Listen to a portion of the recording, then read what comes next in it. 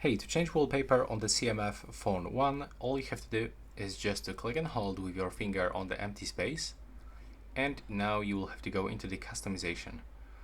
Then you can find wallpapers right here.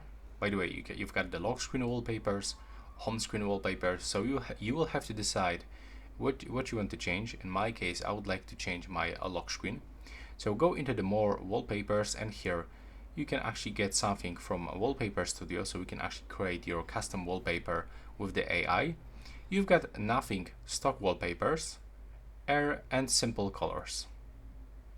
So you can decide. In my case, I would like to apply this wallpaper, and now we can actually tap on it to see the preview, but you can also get the scrolling effect.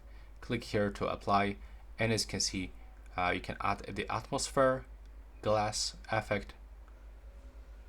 There we go, and that's how it looks. And now we can click down to apply, and it will be finished. So that's how it looks right now. Please subscribe to my channel, and see you in my next videos.